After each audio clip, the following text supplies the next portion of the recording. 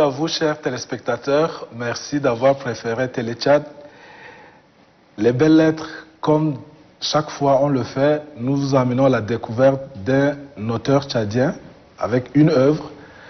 Et aujourd'hui, nous vous faisons découvrir M. Mohamed Soumaïn Dilo. Il est auteur d'un roman intitulé Sombre Destin. Le livre est paru à Immaculée Édition à Cotonou au Bénin en 2020. C'est un roman de 84 pages où l'auteur plonge les lecteurs dans un monde infernal vécu par ses personnages. Il s'agit de deux frères consanguins, dont Ismaël le cadet, revenu au pays après des études à l'étranger, subit innocemment les conséquences des actes de son frère aîné Isaac. Celui-là, il est insouciant, alcoolique, ignorant et violent.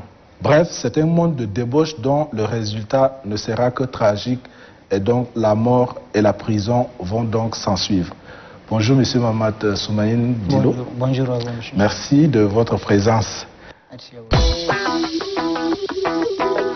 Monsieur Mohamed Soumaïn Dilo est né en 1996 à Fada, dans la province de l'Ennedi-Ouest. Il est actuellement étudiant en sciences économiques à l'université Hek Tchad. Il a étudié de la classe de 3e à la terminale au Cameroun.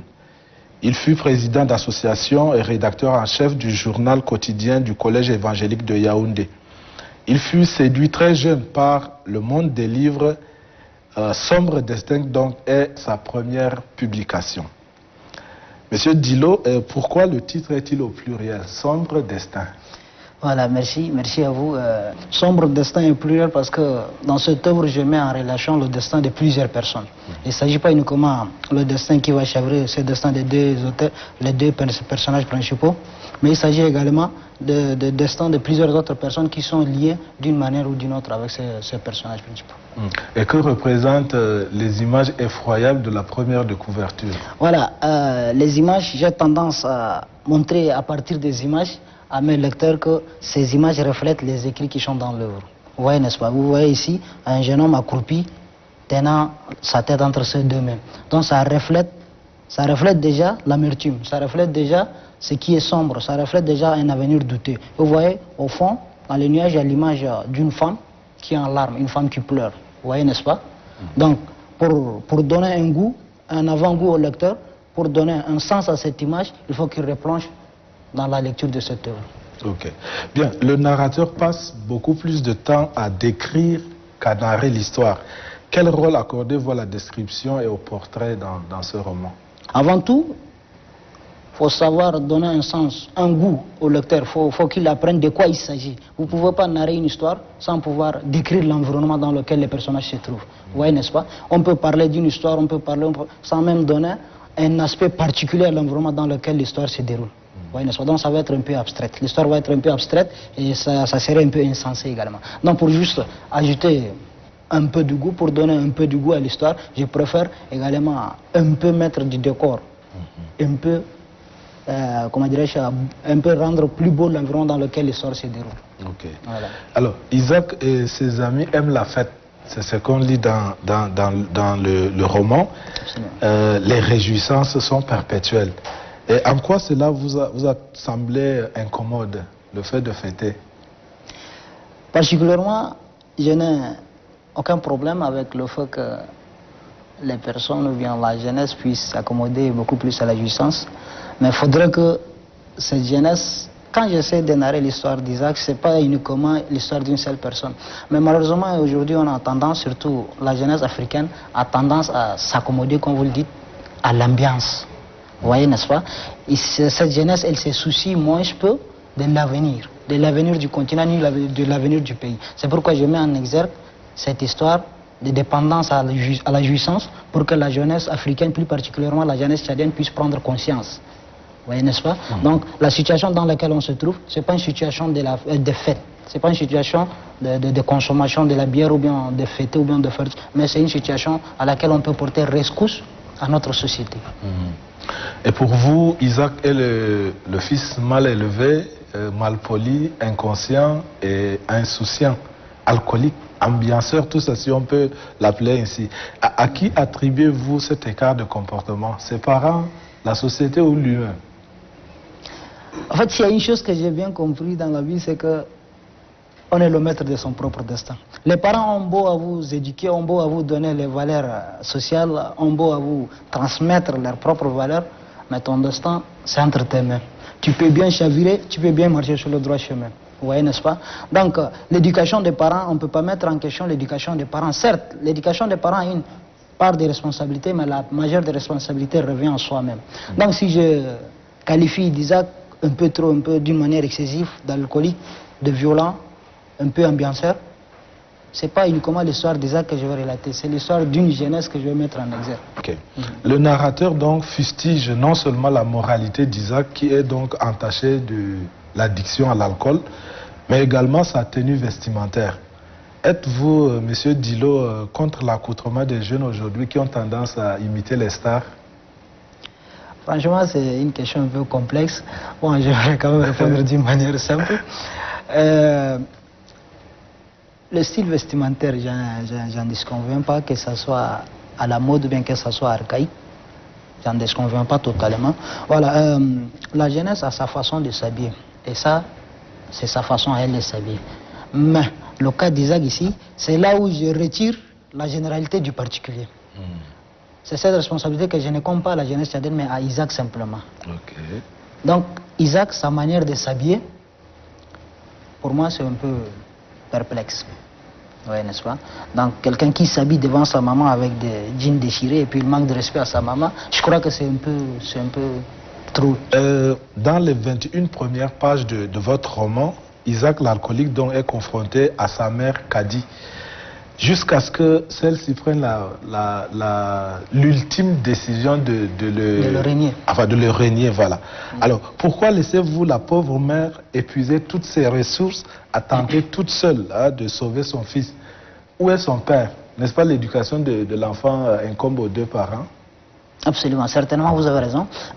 En fait, je suis vraiment désolé d'avoir fait un peu subir des atrocités à la mère d'Isaac, en écrivant bien sûr, pas violemment quand même.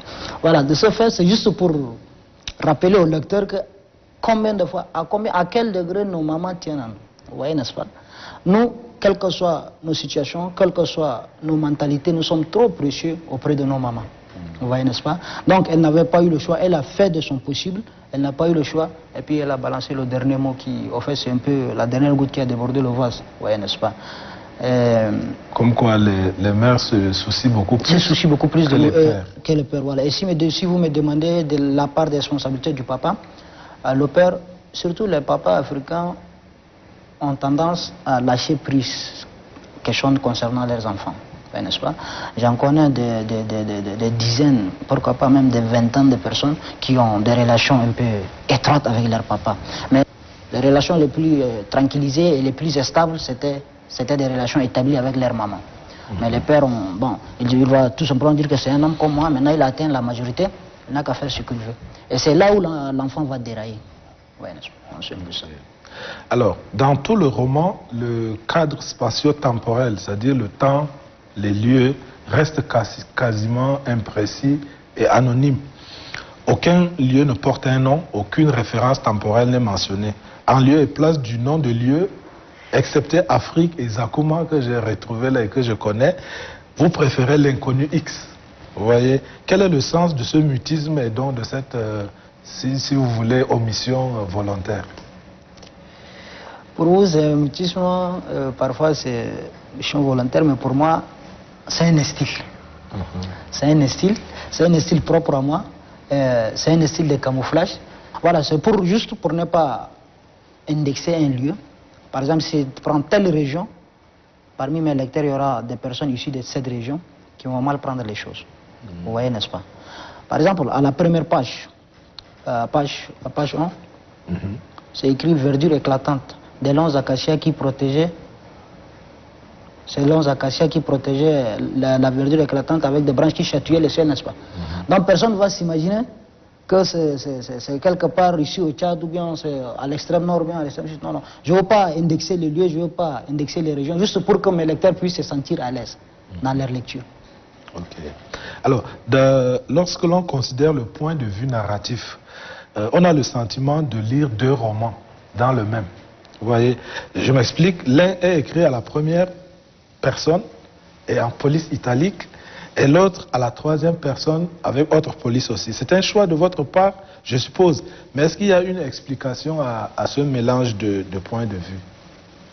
Voilà, il n'y a aucunement un mélange à ce point de vue. Et je crois que dans la littérature, beaucoup ont tendance à suivre les styles classiques, mais rares sont ceux qui viennent avec leur propre style.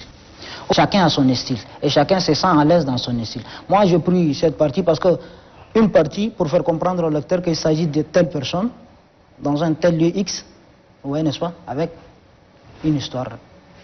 C'est cette histoire, c'est cette manière d'écrire, ces lieux inconnus qui vont donner à l'auteur la capacité de réfléchir. Qu'est-ce que l'auteur veut dire? Qu'est-ce que l'auteur veut nous faire comprendre? Qu'est-ce que celui qui a écrit cette œuvre veut nous faire comprendre par cette manière, par son style et par le fait de marquer, par le fait de ne pas nommer les lieux. Ouais, n'est-ce pas? Donc c'est juste le style, c'est le style personnel à moi. En lisant, j'ai retrouvé un petit peu le style des séries télévisées. Est-ce que vous n'êtes pas un peu influencé par cela? Je dirais qu'en tant que, pour ne pas dire en tant qu'écrivain, en tant qu'auteur, je suis inspiré par tout ce qui peut m'aider. Dans mes écrits.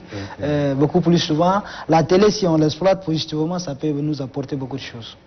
Ouais, n'est-ce pas? Bien, dans le chapitre 4, titré Le journal intime, on lit le sous-titre La fleur qui ne flétrit point. Or, en lisant tout ce chapitre-là, on ne voit aucune trace de fleur. De quelle fleur s'agit-il en réalité? Voilà, cette partie du journal intime, quand vous prenez la première partie avant d'atteindre page numéro 1, il est écrit, c'est une histoire qui est un peu complexée, puisée du réel et puisée de la fiction également. La partie dont on a puisé du réel, tout ce qu'on a comme document, c'était le journal intime. Donc sachez que ce journal intime est réel. Mais nous avons apporté au moins quelques petites modifications pour tirer le nom de l'auteur et puis le nom des personnages. Vous voyez, n'est-ce pas? De la partie où il s'agit de fleurs qui ne flétrit jamais, certes, il s'agit d'une fleur, mais pas les fleurs botaniques au sens strict, les fleurs végétales, mais il s'agit d'une fille. Il s'agit d'une fille, nous on a tendance à qualifier les filles de tous les noms précieux. Fleurs, soleil, ma nature, tout ça. Mais moi je préfère que ça soit fleur. Vous voyez, n'est-ce pas? La fleur a plusieurs qualités. Donc, c'est cette fille, c'est cette fiancée, c'est la fiancée d'Ismaël. Vous voyez, n'est-ce pas? Donc, c'est la fiancée d'Ismaël. Et si je dis que fleur qui ne flétrit jamais, d'un coup, ça reflète la fille, Sophia, et de l'autre côté, ça reflète leur amour. Donc, si je dis ça ne flétrit jamais, ça veut dire que ça ne meurt jamais. Donc, leur amour ne peut jamais mourir, quelles que soient les conditions et quelles que soient les situations. Ok. Bien. Les narrateurs décrivent tour à tour, puisqu'ils sont deux, un groupe de jeunes qui se battent dans un bar pour une histoire de caste, un autre groupe de gens qui exacerbent leur haine les uns contre les autres lors des accidents de la voie publique, et un dernier groupe d'enfants qui chantent l'hymne national. Quelle leçon doit-on tirer de ces trois groupes? Voilà, certainement, le premier groupe, ça reflète les violents, les adeptes de la violence qui se tapent dessus avec des bouteilles vides. De l'autre côté, c'est l'histoire personnelle d'une seule personne dans son journal intime.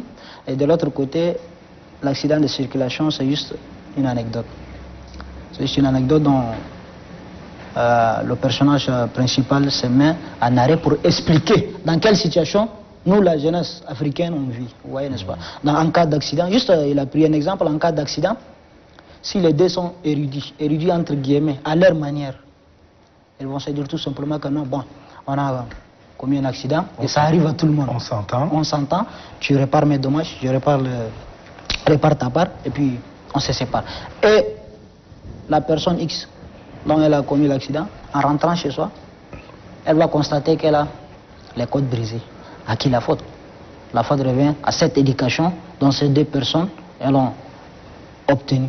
Oui, n'est-ce pas? Et de l'autre côté, si les deux personnes n'ont jamais mis, c'est ce qui est écrit dans l'œuvre, s'ils n'ont jamais mis leur paire de fesses sur le banc d'école, c'est là où la situation est catastrophique.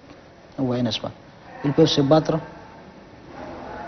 Ils peuvent se battre de 3 heures, 4 heures du temps. Et par malheur, si un autre vient leur voir et puis s'il parle dans son dialecte et que l'autre comprend et qu'il... Ça devient une bagarre. Voilà, et par malheur qu'ils sont ressortissants d'une même région ou bien ils sont d'une seule ethnie, la bagarre doit être généralisée, automatiquement. Et cela relève de nos mentalités, à nous, de ce qu'on a reçu comme éducation, de notre conscience, vous voyez, n'est-ce pas? Et les jeunes qui chantent l'hymne national? Les jeunes qui chantent l'hymne national, c'est une partie de la jeunesse. Cette jeunesse, je peux dire nos cadets, nos petits frères qui viennent maintenant, j'ai remarqué, parce que souvent je mène des études à moi personnellement pour remarquer, pour déchiffrer les situations. Cette jeunesse, elle n'a pas imité nos pas. En fait, ces enfants n'ont pas imité nos pas. Ce sont des enfants, certes, mais prions Dieu pour qu'ils ne puissent pas changer avec l'âge, mais ils ont l'amour de ce pays.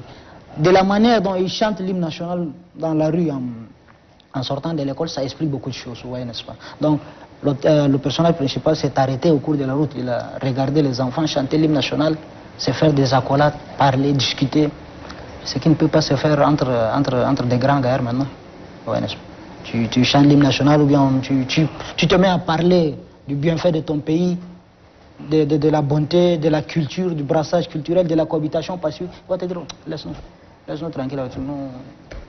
On est au-delà de ces trucs. Alors qu'ils sont à un niveau plus bas de l'ignorance. Ouais, n'est-ce pas? Et pour éradiquer cette ignorance, il nous faut beaucoup de travail.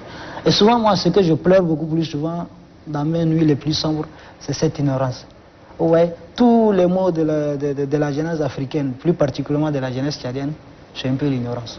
On a certainement, on a fait l'école, on est un peu éduqué, mais c'est toujours l'ignorance qui occupe le monopole de nos consciences, ouais, n'est-ce pas?